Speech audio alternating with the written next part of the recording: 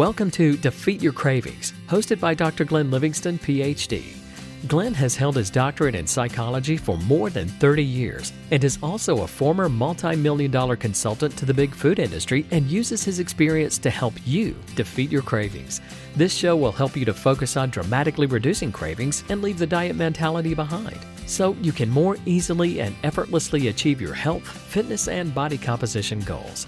Please remember, no doctor-patient relationship is created via this show, and you are responsible for confirming any changes to your diet, health, or psychological routines with an appropriately licensed professional before implementing them. Now, before we get started, if you haven't yet downloaded the free smartphone app to access dozens of these recordings all in one place, as well as to avail yourself of a confidential community for support, motivation, and assistance, please visit the podcast link on defeatyourcravings.com as soon as possible. And now, here's your host, Dr. Glenn Livingston. Hey, this is the very good Dr. Glenn Livingston with defeatyourcravings.com. I'm here with a kind-hearted woman named Kiki, who's agreed to let me record this session so that you can benefit from her experience and strength and hope and wisdom, as well as her trials and tribulations and stumbles and falls. Right, Kiki? Right, Glenn. Thank you for having me here. Tell me how I can help today. In a nutshell, I need help getting back on track. And this particular time, that's the way I'm asking for help from you, is because I'm finding it particularly more difficult to get back on track on my own. Okay. You've had slips before and you've used kind of our standard procedures to try to get there, and it's not working this time. Yes, that's right.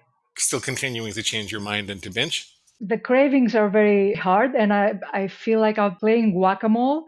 Refuting one squeal, then another pops up. I have like about 10 squeals popping up. So as soon as I'm relieved, refuting one, then another pops up. And for 4 days, ever since I think it was September 6th until last Monday, 2 days ago, I kept choosing to binge. Okay.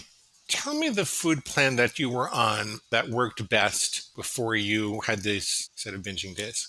I will try to uncomplicate it. When I started the program, the 90-day program, my rules were pretty much the same, but my diet and the food plan was kind of different. I had like 6 meals per day. The basics, never ever again, was the chocolate. And also there was chocolate and candy, any sort of like donuts, any dessert really, other than fruit. And then I had the calorie allowance. It would be at first no less than 1,800 and no more than 2,200. But my eating was very much different than what's now. I used to do meal replacements, and I would eat 6 times a day.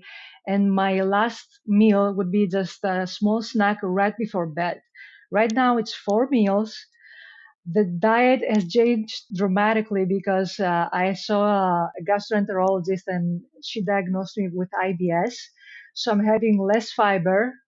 I hate it. I can't eat spinach. I can't eat fruits without peeling the skin. I took down some numbers for you. So the first try at the program for 90 days, when I started April 2nd, I was binge-free for 35 days. I binged 1 day before Easter. And then I was binge-free for 60 days. And then July 2nd was the day after my program finished, and I binged. And then it took me 21 days binge-free, and then I binged again. That was after colonoscopy, so I was feeling super hungry. That's not an excuse. I could still stop it. And then for 45 days, I was fine. And in the middle of the 30-day extinction curve, which was supposed to be the difficult one, I was on vacation. And I didn't even have my rules on a piece of paper. I wasn't reading my 3 hours every morning, but I was doing fine just using the pure science of knowing that any craving is just the dopamine being super low.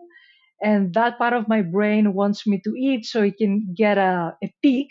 But I know that after I eat this bad thing, the dopamine will never match up. It will never be as good as I would think it would be. So I came back, and a week after, I got some great news that I was going to meet friends that I haven't seen for 20 years. They're from Canada, and so I was so happy because it was 1 week from that day Then I guess the pig said, you need to keep your happiness going for another week and you cannot possibly wait. So food is going to get you excited again. And because it had been 45 days, it was actually really good. The craving should have been like dormant. So I don't know what happened. So I just want to know how I can get through it. Should I go through hell again, or can you make me feel better about it? Like for another 30 days, it's going to be like hell, I think. Okay, so just so I understand correctly, you were doing better when you could use meal replacements and have 6 meals a day with fiber. You felt fuller, you had less hungry time between meals probably. And then your gastroenterologist said you have to drop down to 4 meals and you can't have as much fiber. And that's really when the trouble started. Actually, I got off the meal replacements about a month before I saw my gastroenterologist because I had constipation. So after getting off the meal replacements, for example, instead of my shake dinner, I had 2 boiled eggs and I was fine. And then I replaced my morning shake with oats, chia seeds, hemp seeds, blueberries. I didn't use milk, it was just water. I was feeling great. But then I had constipation. And then the doctor said, you're eating too much fiber. So the problems didn't start like when I wasn't fine with the meal replacement. I was actually getting hungry. So when I took out the meal replacements, it wasn't a rule because the rule didn't say anything about not having or having. You actually did better when you took the meal replacements out? Yes, yes. Okay. Okay, so that's not the problem. Up until the time when your friends were coming a few weeks ago, were you doing okay with the 4 meals a day or no? I've been doing great with 4 meals a day for 3 months now. I'm content. Okay, so that's not the problem either. Okay. If I have like one complaint would be just the biggest change was that I don't eat between breakfast and lunch, but I used to. Because if I had breakfast at 8 and my lunch was at 2, I wanted to get a snack between meals, but I got over that. For example, today, even though my breakfast was almost 500 calories, I got hungry 2 hours before lunch. And then when I finished lunch with 700 calories, I felt hungry and I knew that I had to wait an hour, but the pig really wanted to binge on chocolate because I was too hungry. Can you ask your gastroenterologist if it would be okay for, a month or two to have those 6 meals a day? Oh, the gastroenterologist did not say anything about meal timing or number of meals, and actually she endorsed the meal replacements because she says processed food is fine because my gut is like not doing well with the unprocessed, with the natural stuff, like if you can believe it. So why did you go down to 4 meals instead of six then, if it wasn't because the doctor said so? Because about a month or two into the program, the cravings were gone. So I wanted to lose a little bit of weight. So when I started the program, I had gained 15 pounds in the month of March. In 1 month, I gained 15 pounds. I started the program April 2nd. And then after a month where I was advised to not lose weight, then we started to actually lower the calories.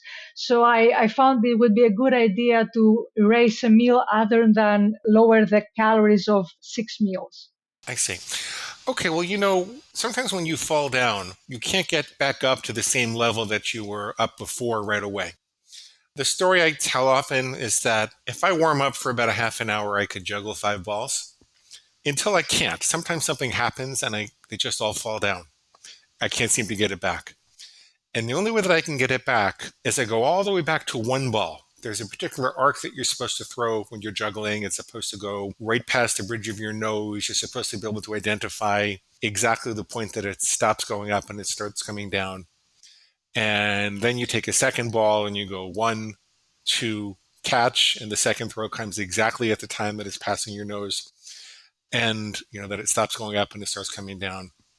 And sometimes, even though I might have had like 1,000 throws of 5 balls, before that, if I want to get it back, I got to go back and for a little bit, just go back to the basics. I'm wondering if that's not what's going on here. Right? If you're a little extra hungry and you've had some, friends over and you're kind of in these dopamine swings, what if you went back to the 6 meals a day for a month, 3 weeks, something like that? Just so that you have less physical hunger, less cravings to contend with. and you can work your way back to 4 meals over a little bit of time. How does that land for you? What do you think about that?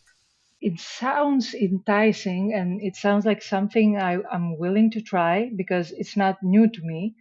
Only two things. First of all, the meeting with my friends hasn't happened. That's in 2 days. And I will go back to that to actually tell you why I'm so excited. I'm so nervous for that. 6 meals a day trial for a month. Would that mean going up in calories? Because right now it's 1800 to 2200. And right now for 2 days, I've been eating around 2000 calories. What were you doing when things were working really well?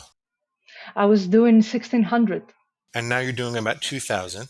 and I gained in 4 days of binging almost 12 pounds. I'm almost at the weight that I am. I can't imagine you gained 12 pounds in 4 days. Did you eat 50,000 calories? I really wanted to harm myself. You would not believe, like a grown man would see what I binged on for 4 hours, and he would say he eats that for 3 days. I can do damage. Like in a day, I gained 5 pounds. And of course, I know that's not fat. It's glycogen, water, and stuff like that, but it's discouraging. So how much real weight do you think you gained? No idea. Did you have 10,000 calories a day in those binges? Close, yeah. I don't think I had 20,000, but it was close to 10,000, I think. Okay, so you could have gained 8 or 10 pounds. It's possible. You can't get it off quickly. It just doesn't work like that. Probably some of the bloat and everything will come down, but it's going to take a few weeks to get that starting to really go in the right direction. I did lose 2 pounds, yes, like in one day, because I always weigh myself every day, every morning. I'm sorry for interrupting you. I just wanted to tell you that. That's from the bloat and inflammation and all that kind of thing. Okay. Can I tell you why I'm really afraid or nervous for meeting my friends real quick? Sure. Is that going to factor in? Because, it's like any appointment. Like I know that Friday afternoon sometime we're going to meet. They're a family from Canada, and I visited them back in 2008. I had a great time. They put me up for 2 weeks for Easter. I loved the place there. I live in Greece, and the way of living there, I loved it.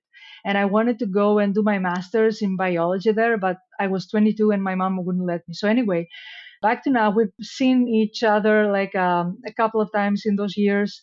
But one member of the family is actually became a superstar celebrity in Canada. So I'm just afraid for that event, maybe before or after, my dopamine will be low and maybe I will have extra cravings. So that's why I'm saying this to you. Maybe you have like some advice or of how to handle myself when I'm around, because now I'm talking and I'm getting excited. So I can't imagine how it's going to be to actually meet up. Okay. So you're worried about handling the extra excitement. Yeah.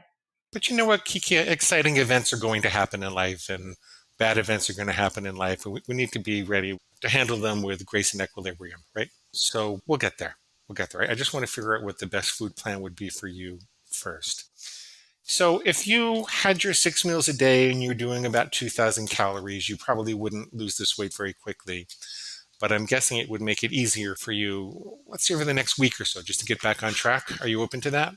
Yes, I am. And I remember when I started and I was in 1800 calories and I got on a call and you were hosting and I told you that I'm eating 1800 calories and I'm losing weight.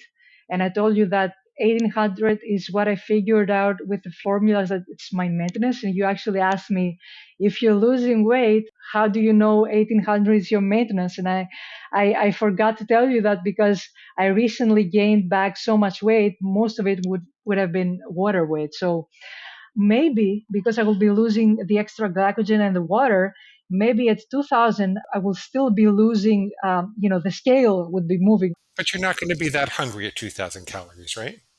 Yeah, right. Today I had an extra piece of fruit. I had an extra plum for my afternoon snack 2 hours ago, or actually two extra plums. So because I was feeling hungry, and it was 4 hours after lunch. The pig wanted me to binge. I didn't binge. So I said, instead of not binging, I will add two more fruits. So actually adding those, today's totals will actually be 2000 calories. Good. I don't think there's anything wrong with fruit personally.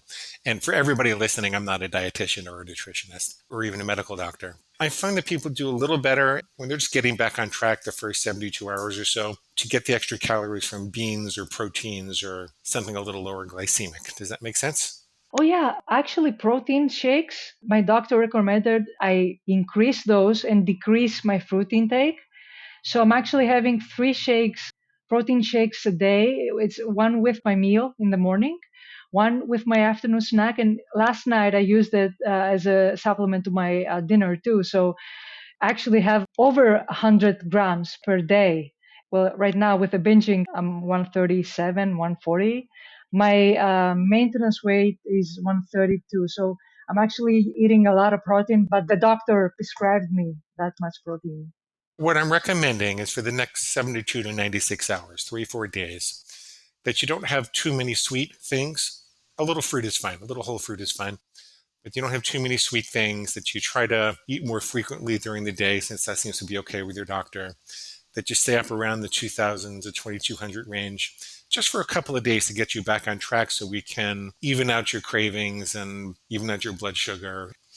Then if you want to make adjustments from there, that's okay. But I'm thinking that, it's analogous to going back to the one ball. I think we need to make this a lot easier for you over 3 or 4 days, maybe a week. And then if you want to push the calories down a little bit, I don't know that I'd erase a meal for a few weeks at least. But if you wanted to push the calories down a little bit and deal with a little more hunger, I think that would be okay. What do you think about that? I'm thinking about one challenge because it would be the variety, because so many things are off by my doctor. Like the things I love, like I would love to eat like 200 grams of raw spinach. I would love to be grazing that if I could. So I'm just right now trying to figure out what my 6 meals would be without two of them being the same. And I can only do maybe sometimes maybe 2 meals would be the same ingredients. Like yeah, the doctor cut off so many things. What kinds of vegetables are you allowed to eat? Roots like beetroot, and that's what I'm having for lunch. I can have boiled, really boiled, over boiled broccoli or cauliflower, any kind of vegetables. If it's over boiled, I can have it, but it's just best to avoid it. There's like three categories. Ones that I can eat freely, and if you can believe it, cheese is in one of them. The other category is the one that I should really avoid. And then the orange category, which is like best to avoid. But if you do have them, boiled vegetables, I'm just finding the easiest thing to prepare is the beetroot. So I'm having beets every day. Can you research on YouTube, recipes for what is this, irritable bowel syndrome? Yes, it's IBS-C. And the thing is, when I Googled that, the recommended foods and the banned foods are basically different from the list my doctor gave me. And because I want to trust my doctor and not what the internet says. Can you adjust some of those recipes? It seems to me there have to be more than a half a dozen things that you could eat. Of course I can. Like right now, I'm having like a good variety. I'm just thinking of the extra 2 meals. I mean, I can have bananas and I can have milk, but I can have kefir. What I did that, I don't know if I pronounced it right, kefir or kefir. It's fermented milk. I'm not sure how to pronounce it, but I know what you mean. Okay. So basically, when she told me no seeds, like no chia seeds, no blueberries, no oat bran, that was what I had for my breakfast. I can have kefir and I can have real oats, like steel cut oats. I cannot have the bran, but I can have the oatmeal. So what I do right now for breakfast is like a oatmeal with kefir and banana, peanut butter, which is fine because it's ground up. She told me that the nut butters are fine. Kiki, I'm not going to be able to know exactly what you can eat, but I would think that if you research it, that there would be dozens of recipes and you can say, well, I'll substitute this for this, or I'll substitute that for that so I can stay compliant with what my doctor wants me to do it. It sounds to me like your pig wants to present this as impossible to have enough variety, but I think it's just a challenge. I don't think it's impossible. Am I off base here? No, you're not. And I'm so sorry. Please don't be sorry.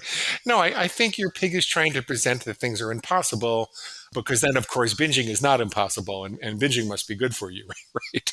That's what I think is happening. I think you just kind of spend a half a day researching it, look at all these different recipes and ask yourself what you can substitute. I'm sure there's something. I know it's difficult, but I'm sure there's something.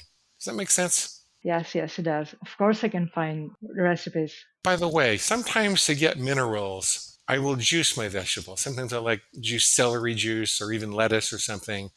I eat largely raw vegan, so I have a lot of fiber in my diet, and sometimes it's too much. When I want less fiber, I'll just juice things. Not really the carrots because that's high glycemic, but celery juice is one of my favorites. It's got a lot of minerals in it. It's very refreshing. Sometimes I'll juice romaine lettuce. Sometimes I'll even juice the tomatoes with some lemon juice or something like that. And that way I can get the mineral composition and the flavor without getting the fiber if I really want to. I mean, it's a little expensive, but it makes a difference. I use the Breville juicer. I don't have any kind of financial arrangement with them. I just like it. Maybe that's not really the solution for you, but it's one possibility. Okay, what do you think now? If we researched a bunch of recipes and make some substitutions, and you go back to your 6 meals a day, and you're having, for the next couple of weeks, 2,000, maybe a little more calories, and you're not going to lose weight over the next couple of weeks. We're just going to get you to stop binging, and then we'll inch the calories down after that. What do you think about that as a plan? Does that seem doable, or you won't do that? It seems doable, and thank you. That's really helpful. Like you offer me a solution. What really bothers me, and the pig right now is squealing, and basically it's pressing the right buttons. I think because of my ASD and because I do better when people tell me what to do, the pig tells me that, okay, do that. I actually paid for a month of coaching, another month of coaching. And the pig says that you cannot do it on your own. You will always need a coach and you will never be autonomous. And because you can afford it, you will eventually stop being binge free and you'll just binge, which is kind of like silly because binging in 4 days, I spent €100 on binge food. That never happened ever in my life. So right now the binging seems to be the hardest ever in my life. I think I know why. It's because I reset it to the day one so many times, and now the brain thinks it's intermittent, so it's firing. The lizard brain is firing. Yeah. That's what's happening. Yeah, that's what's happening. My pig says you will always need paid coaching. Kiki, if you keep binging, then you'll keep binging. If you stop binging, then you'll stop binging. I know that sounds brilliant, right? But if you stop binging, if you make these adjustments and you follow the protocol and you stop binging, you'll go through the extinction curve. You can only ever eat in the present. It doesn't matter what you do in the future. It only matters what you do now. And if you keep flexing that binge-free now muscle, then it's going to get stronger and stronger, not weaker and weaker. And you can remove the coaching slowly, just like, if you had a pair of crutches or something and your legs were healing and you work with a physical therapist, your pig couldn't say, well, you're always going to need this physical therapist. You're always going to need those crutches. No, it's a tool to get you stronger. You fell down and hurt yourself. This is a tool to get you stronger. And we're talking about how to work on the muscles. What's the physical therapy that you need to do? And then you can remove the coaching slowly until you're independent. That's the goal. And coaching is cheaper than binging anyway. It is. If you can't afford to have coaching, then you certainly can't afford to binge. So your pig is just being silly, right? And it wants me to feel like I am silly too. One question about calorie counting. For this 3 to 4 weeks where I'm going to have like 22,000 calories per day, 2,200. That would be, oh my God. Please don't have 22,000. Please don't do that. Oh my God. The pig is hijacking my language skills. Your Yeah. language skills, yeah. Because it will attack, like if I have like maybe a crumb that maybe will make me ambiguous as to if I had one more calorie. Is it okay for those 4 weeks if I just ballpark? I don't just have to measure if it's 1,600 grams of peanut butter, it's not 1,700. Is it okay to eyeball or ballpark some foods that I cannot really be measuring every 6 times a day? Is that okay? So that the pig won't attack me and say, oh, you went over, so you broke your rules, so it's a free-for-all, we can binge. Sure. If you're gaining weight, maybe we'll adjust that a little bit, but sure. Mm-hmm. Figure you'll be within 5%. Yes, of course. The people try to take advantage of that to say, okay, if 1 gram off is okay, maybe 5 grams off. Okay, so I'm not gonna. Kiki, it depends upon what you do with that. What you're saying is you want to make the 2,000 calories a guideline as opposed to a hard rule. And we could do that and see how you do with it. What's most important right now is that you're not overly hungry, that you're extraordinarily well nourished. It's also important that during this time when you're going through the extinction curve that you pay attention to your rest and your hydration, have a little time to get outside for a bit and do the things regarding self-care that make all the difference. That's important now. Yeah. One thing that I stopped doing, because when I was on vacation for 17 days, I sunbathed safely when the UV wasn't above 2. So early in the morning and after 5 in the afternoon, I did sunbathing for 30 minutes. I was in a good mood. So when I stopped that, it coincided with me binging. Of course, I'm not saying it caused it, but this morning I actually sunbathed for 30 minutes in the morning. I would have binged after lunch, and I didn't. It elevates your dopamine when you do that. And you can do other things that are healthy that elevate your dopamine. You know, if your doctor says it's okay, you could take a sauna and then a cold shower. You could go do some yoga or meditation. There are a lot of things that can elevate your dopamine. You can look at pictures of happy memories. There are a lot of things that can elevate your dopamine, and you're allowed to do that. You don't have to just suffer. Make sense? Makes total sense. And can I confess something? One thing that I did, a rule that I broke in order to not break my main rule for binging last night, I actually had 2 nicotine gums, and I was never a smoker. But ever since 2017, I've been using that for cognitive reasons. But once I got hooked and addicted on the nicotine gums, I took them out, I got off them. But ever since starting the program, I used them to help alleviate the cravings. So I used 2 gums yesterday, and now I'm on gum 8. And I'm like, oh my God, I have to stop both the nicotine and the binging. And because I know I have to do it, I have to do it, even though I had the coronary CT angiogram, because I'm 36. And the only reason I did that was because they found some calcium deposit during my abdominal CT. And all the doctors said, this is something that we see in 80-year-olds, the calcium deposit on major vessels. They referred me to a cardiologist. We got the results back. The calcium score is 0. The cardiologist said, you're so fine, you're so good, just keep your cholesterol in normal levels. And my psychiatrist says, good job, everything is great, you're good to go. So the pig said, you have been using nicotine since 2017 and there's nothing wrong with your heart. You should just keep using it. Well, I'm not a doctor. I'm not a medical doctor. I can't really tell you. Does the doctor say it's good for you to keep using nicotine? I told her I did it, and I told her I quit, and she said, good. I did not tell her that I started it again. Okay. Well, you ask her what she wants you to do. I would think quitting is a good idea. Yeah, I would think quitting is a good idea. And I'd be particularly careful going through the extinction curve about stopping binging on food because you're going to have more cravings and you're going to want to rely more on that. So you could wind up picking up a real addiction to it. I probably wouldn't, but like I said, I'm not a medical doctor. So, Kiki, let's talk about this excitement of your friends coming to town. Your pig is saying that it's going to be too exciting for you. Your dopamine levels are going to go too high or too low, and you're going to have to binge. Is that true? The truth to that would be the steep trough that the dopamine is going to hit after the meeting, because I'm going to be super excited to see my friends. So it is true that after that, I'm going to be feeling low. The two lies here. The one is that I have to binge.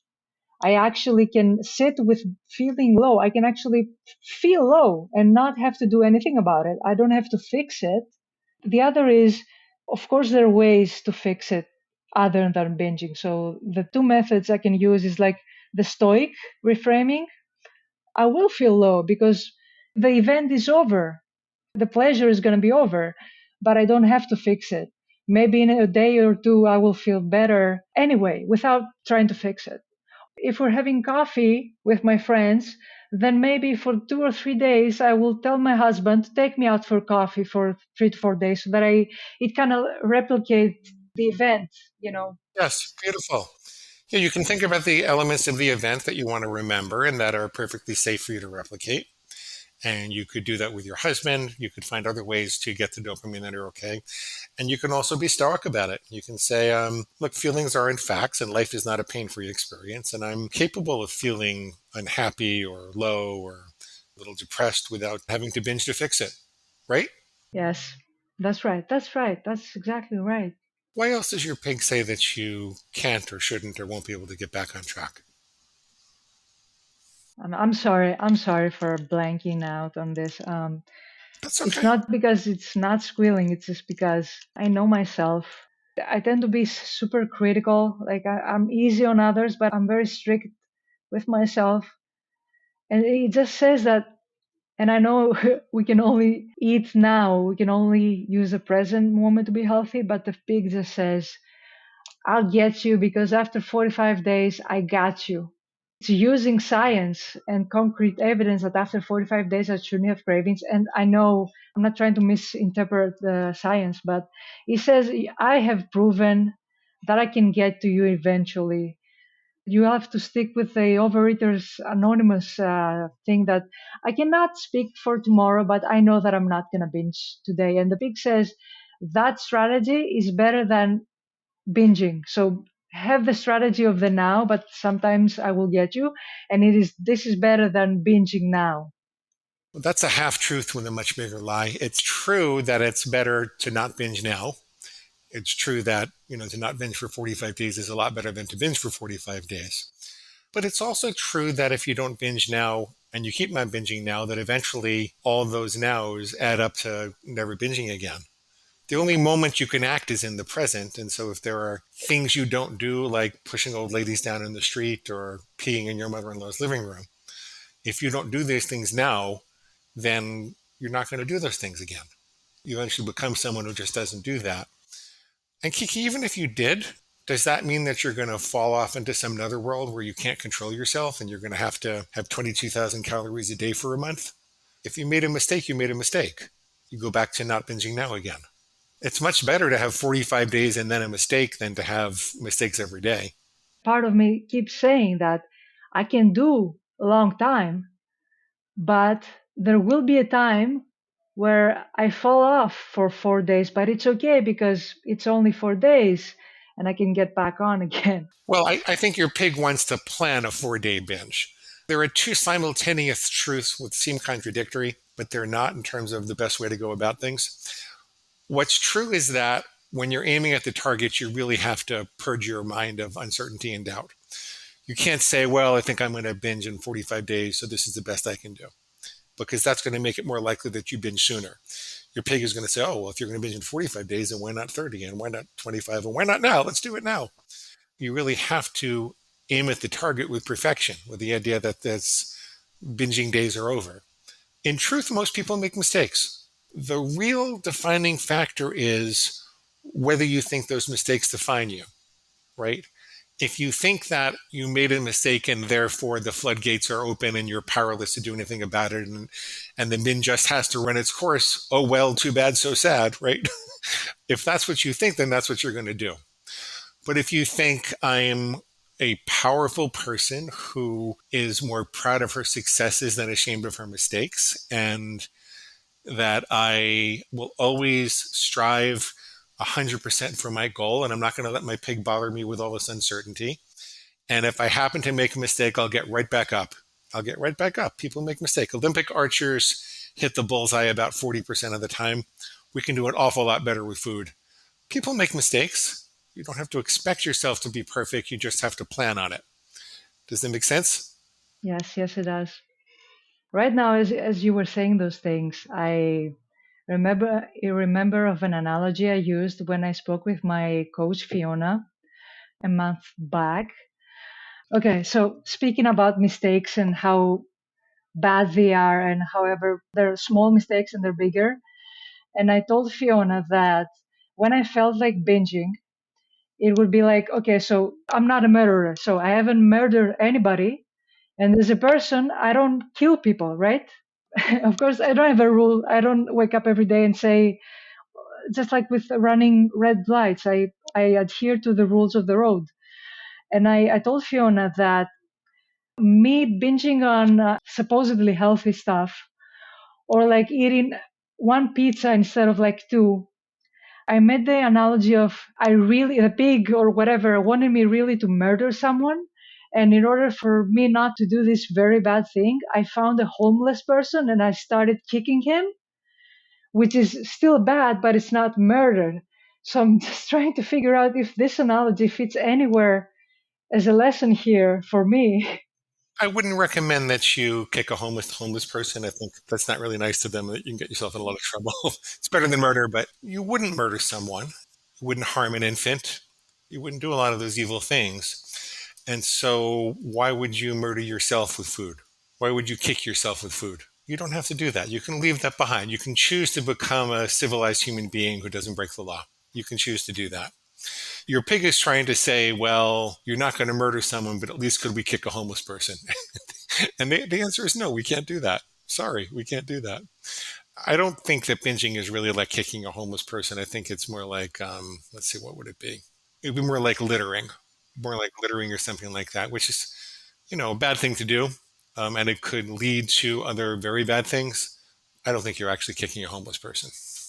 If there is a reason. So for most things, like if we get a flat tire, we're not going to go out and slash the other 3 tires. And if we burn our hand in the stove, we know the sensation and we're not going to burn every other limb that we have. If we do litter, we're not going to start littering everywhere we can see. Or if I accidentally run a red light, I'm not going to start running all the red lights I can do. But with food, it's not like that. Because there's a toxic pleasure, because it tastes so good, because we have a survival drive that's seeking all those calories. Our survival drive really thinks that binging is keeping us alive. That's why. Our survival drive can't be fooled into thinking that littering is keeping us alive. But it can be fooled into thinking that binging is keeping us alive because you get all those calories and taste stimulation. That's why. Oh, I get it now because it's connected with, okay, I get it now. That's It why. was so simple. I was ashamed of asking. Like, for so many months, I wanted to ask you that. I was ashamed for some reason, but I'm glad I asked you. Okay. Well, thank you so much, Kiki. I think you'll be fine. Yes, Glenn, thank you so much. I know I will be fine, actually. Good. I think we got to the core issues. Good. Bye, Glenn. Bye. And that brings us to the end of today's broadcast of Defeat Your Cravings, hosted by Dr. Glenn Livingston. Now, if you'd like to find out more about the products and services Dr. Glenn offers to help you dramatically reduce your cravings and stop overeating in 90 days or less, please visit defeatyourcravingscoaching.com. That's defeatyourcravingscoaching.com. Thanks.